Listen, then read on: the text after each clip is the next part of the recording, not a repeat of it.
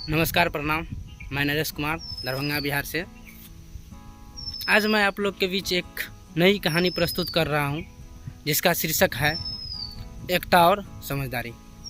तो चलिए कहानी शुरू करते हैं। कहानी शुरू करने से पहले आप लोग मेरे चैनल पर नए हैं तो चैनल को सब्सक्राइब कर ले और वीडियो को एक लाइक अवश्य करें।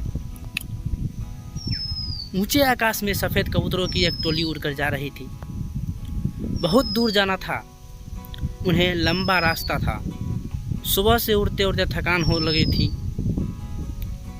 सूरज तेजी से चमक रहा था। कबूतरों को भूख लगने लगी थी।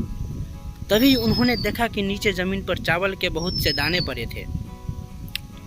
कबूतरों ने एक दूसरे से कहा, चलो भाई, थोड़ी देर रुककर कुछ खा लिया जाए, फिर आगे जाएंगे। एक बुजुर्ग कबूतर ने चारों ओर देखा। वहाँ दूर दूर तक कोई घर या मनुष्य दिखाई नहीं दे रहा था। फिर चावल के ये दाने यहाँ कहाँ से आए? बुजुर्ग कबूतर ने बाकी कबूतरों को समझाया, मुझे लगता है कि यहाँ कुछ गड़बड़ है, तुम लोग नीचे मत उतरो। लेकिन किसी ने भी उसकी बात नहीं सुनी। सभी कबूतर तेजी से उतरे, दाना चुगने लगे। इतने बढ़िया दाने बहुत दिनों के बाद खाने को मिले थे। वे बहुत खुश थे। जब सभी ने पेट भरकर खा लिया तो बोले, चलो भाई, अब आगे चला जाए। लेकिन यह क्या? जब उन्होंने उड़ने की कोशिश की तो उड़ ही नहीं पाए।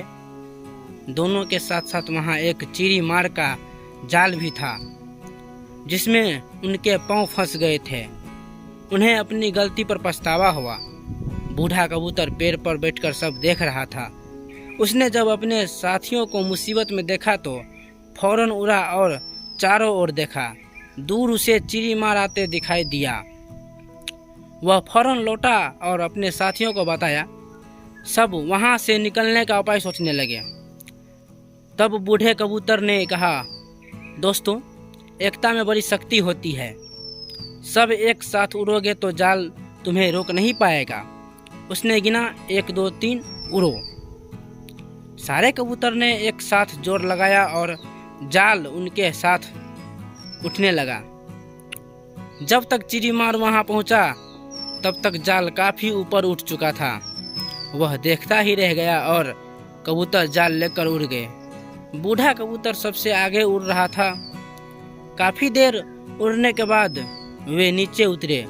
वहां कबूतरों के दोस्त चूहे रास्ते में रहते थे। चूहों ने अपने तेज दांतों से जाल काट दिया। इस तरह बूढ़े कबूतर की समझदारी और साथ मिलकर काम करने से ये सब कबूतर बच गए।